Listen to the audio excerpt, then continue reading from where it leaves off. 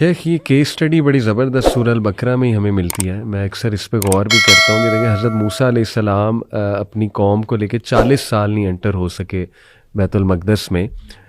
کیا یہ ہے وجہ کہ دے ور ناٹ ریڈی؟ جو قوم تھی اس نے جہاد سے بھی انکار کر دیا تھا اور شرک میں بھی پڑ گئے تھے. تو اس کیس اسٹڈی سے ہم یہ بھی سمجھ سکتے ہیں کہ ہماری بھی قوم ابھی اس لیول کی تو ریڈی نہیں. جیسے آپ نے کہا امام مہدی کی فوج میں تو بھول جاؤ، یعنی جب وہ جہاد کے اوپر بیعت کریں گے تو ہماری تو یہ ٹریننگ ہی نہیں ہے، اور شاید اسی لیے ہم پہ یہ وبال بھی آیا ہوا. آپ اندازہ کریں کہ جب 1/3 لوگ جنہوں نے امام مہدی کو ماننا ہی نہیں مسلمانوں میں سے، کتنی بڑی تعداد ہے. اللہ اکبر. اگر ہم 1.5 ارب ہیں جی تو اس کا مطلب ہے 50 کروڑ نے نہیں ماننا. کتنی بڑی تعداد، کتنی بڑی تعداد. انہوں نے نہیں ماننا. تو جو نہیں ماننا تو اس کی وجہ کیا ہوگی؟ وہ وجہ ہمارا کمفرٹ زون ہے کہ ہم اس سے نہیں نکلنا چاہتے. صحیح. ہم جا کے اپنے آپ کو اس رفٹ آف لائف میں نہیں بھیجنا چاہتے اپنے بچوں کو. اور خود جب ہم کوئی ٹریننگ نہیں ہے، کوئی موٹیویشن نہیں ہے، کوئی موٹیویشن کبھی ہوئی ہی نہیں ہے، کبھی کسی نے بتایا ہی نہیں ہے، کبھی کوئی نیشنل لیول پہ کبھی کسی نے اس بات کی تیاری نہیں کی، تو یہ 50 کروڑ تو ایک طرف ہو گئے. باقی کے جو 1 ارب بچے، ان میں سے 50 کروڑ جو ہیں ان جنگوں میں شہید ہوں گے، جو لڑتے ہوئے شہید ہوں گے. 50 کروڑ کتنی بڑی تعداد ہے. اور اس کے بارے میں بھی بہت بعض احادیث ایسی ہیں، کوئی صحیح کوئی غیر صحیح، لیکن ان میں بڑی عجیب و غریب تفصیلات ہیں. یہاں تک کہ مثلاً ایک کوا اڑے گا اور اڑتے اڑتے اس کو جگہ نہیں ملے گی کہیں بیٹھنے کی، اتنی لاشیں ہوں گی کہ اس کو جگہ نہیں ملے گی، اور وہ جاتے جاتے وہ گر پڑے گا اور بالآخر گر کے مر جائے گا، اس کو جگہ نہیں ملے گی بیٹھنے کی، اتنی لاشیں ہوں گی.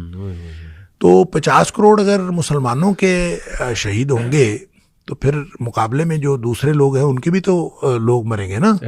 تو پھر یہ کتنے بڑے پیمانے پر یہ جو خروج الملحمہ ہے، اس لڑائیوں میں کتنے لوگ کام آئیں گے اور کتنے مسلمان شہید ہوں گے، اللہ کو معلوم ہے. اس کے بعد جو باقی بچیں گے ان کا ایمان ایسا ہوگا کہ جس کو کبھی کوئی فتنہ جو ہے نقصان نہیں پہنچا سکے گا. کمال کمال. یہ جو طالوت کا بھی شیخ واقعہ ہے، اس میں اللہ نے تعریف کی طالوت کی، تو یہ 2 چیزیں بڑی اہم ہیں، العلم اور الجسم. اللہ تعالیٰ نے باقاعدہ اس کی یہ تعریف کی. تو میرے خیال آج بھی نوجوانوں کی توجہ، جیسے آپ نے الجسم کے بارے میں تو کمفرٹ زون سے نکلو، ٹریننگ کرو، اپنی بلڈ کرو اپنی فزیک کو اینڈ ایوری تھنگ. علم کا بھی بہت گہرا اصل میں قیادت کے لیے عام طور پہ لوگوں کا خیال یہ ہوتا ہے، اور یہی خیال بنی اسرائیل کا تھا. اس جو آپ طالوت کی بات کر رہے ہیں کہ ان کا خیال تھا 2 چیزیں عام طور پہ بنیاد سمجھی جاتی ہیں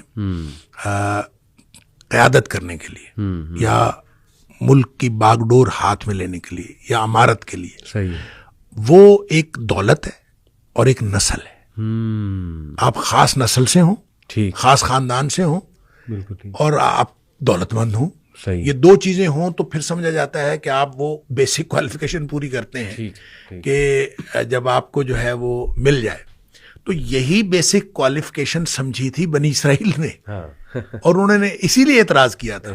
انہوں نے کہا تھا کہ ان کو مال کے اندر بھی ان کو کوئی ہم سے جو ہے وہ فوقیت نہیں دی گئی، اور نسلی طور پر بھی یہ اس نسل میں سے نہیں تھے جس کو یہودی جو ہیں وہ اپنے میں سے برتر نسل سمجھتے تھے، اس میں سے نہیں تھے. لہٰذا قبیلے کے اعتبار سے بھی اس میں سے نہیں، دولت بھی ان کے پاس نہیں، تو کس لیے ان کو جو ہے وہ ہمارے اوپر فوقیت دی گئی. اس کا جواب دیا گیا کہ تم جن 2 چیزوں کو بنیاد بنا رہے ہو وہ بنیاد ہی غلط ہے. صحیح. بنیاد ہے جسم اور یعنی جسمانی قوت اور علم. جس کے پاس بسطتاً فی العلم والجسم، جس کے پاس علم ہے اور جس کے پاس جسمانی قوت ہے، یہ 2 بنیادیں ہیں. اور اس بنیاد پر طالوت کو جو ہے وہ امیر بنایا گیا ہے اور بادشاہ بنایا گیا ہے. تو اس کا مطلب یہ ہوا کہ اگر مسلمانوں نے کوئی کامیابیاں حاصل کرنی ہے تو ان کو بھی اپنی قیادت کی بنیادیں چینج کرنی پڑیں گی. اگر یہ بنیادیں ہماری بھی نسل اور دولت ہے تو پھر ہم کبھی کامیابی حاصل نہیں کر سکتے. کامیابی اگر حاصل کرنی ہے تو ہمیں بھی قیادت، علم اور جسمانی قوت یعنی جسمانی قوت سے مراد صرف یہ نہیں ہے کہ بندہ ڈیل ڈول کا تگڑا ہو، مطلب اس میں جسمانی صلاحیتیں زیادہ ہوں، جسمانی طور پر بھی صلاحیتیں ہوں، اور وہ کامل آدمی ہو، اور اس کے اندر اللہ تعالیٰ نے جتنی صلاحیتیں ایک انسان کے اندر دی ہوئی ہوں وہ بھرپور اس کے اندر ہوں، اور دوسرا یہ کہ علم بھی اس کے پاس بھرپور ہو. تو علم اور جسم، اس لیے فرمایا بسطۃ فی العلم. زبردست زبردست. تو یہ جو آپ نے شروع میں ایک حدیث بھی بتائی کہ شام کے ساتھ جڑے رہو اس ٹائم پہ، اس سے کیا مراد ہے جڑنے سے؟ وہاں شفٹ ہو جاؤ وہاں. اچھا، یہ بہرحال اس کے بارے میں علماء نے مختلف باتیں کہی ہیں. مثلا ایک حدیث میں آتا ہے کہ حضر موت یا حضر موت کے دریا میں سے آگ نکلے گی. صحیح. اب یہ کہاں سے آگ نکلے گی واللہ عالم. وہ ایک علاقہ ہے عرب کا حضر موت، وہاں سے آگ نکلے گی، وہ لوگوں کو دھکیل دے گی شام کی طرف. اچھا، شام کی طرف دھکیل دے گی. اب اس کا مطلب یہ ہے کہ لوگ جو ہیں وہ زبردستی شام کی طرف دھکیلے جائیں گے، اور شام جا کے اصل تو وہاں پہ جا کے پھر مارکا برپا ہونا ہے، اور لوگ زبردستی دھکیلے جائیں گے. یا پھر یہ ہے کہ کوئی ایسا فتنہ ہے، آگ سے مراد کوئی ایسا فتنہ ہے کہ لوگ مجبور ہو جائیں گے کہ وہ یہاں سے نکل کر شام چلے جائیں. صحیح صحیح. اور اس لیے ان حدیث کو سامنے رکھتے ہوئے علماء نے یہ کہا ہے کہ اس سے یہ استحباب ثابت ہوتا ہے کہ لوگ اگر مائیگریٹ کر کے شام جا سکیں تو ان کو شام چلے جانا چاہیے. اور شام سے مراد ونس اگین میں یہ کہوں گا کہ وہ سیریا نہیں ہے، ٹھیک ہے، یا جس کو ہم سوریا کہتے ہیں، صحیح. یہ نہیں ہے، صرف یہ بھی اس میں شامل ہے، اور اس میں اردن کا علاقہ بھی شامل ہے، اس میں فلسطین کا علاقہ بھی شامل ہے، اس میں لبنان کا علاقہ بھی شامل ہے، اس میں قبرص کا کچھ علاقہ بھی شامل ہے، اس میں ایک صوبہ جو ہے وہ ترکی کا بھی شامل ہے. صحیح صحیح. تو وہاں جانا چاہیے. یہ اگر کوئی جا سکے تو وہ جانا چاہیے. استحباب ہے، اس کے اندر کوئی لازمی نہیں ہے. نبی پاک صلی اللہ علیہ وسلم نے حکم نہیں فرمایا. اگر وہاں جانا ضروری ہوتا اور یہ ہجرت ضروری ہوتی، بعض اوقات 2 ہجرتوں کا بھی ایک حدیث کے اندر ذکر ہے کہ وہ جو ہجرت مدینہ ہوئی تھی اس ہجرت کے بعد ایک اور ہجرت ہوگی، اور وہ جو ہجرت ہوگی وہ بھی اسی طرح سے ایمان کی بنیاد ہوگی، ایمان کی بنیاد پہ ہوگی جس طرح سے ہجرت مدینہ ہوئی تھی. تو اس ہجرت سے مراد بھی ہجرت الی الشام جو ہے وہ یہی مراد لیا جاتا ہے. واللہ عالم.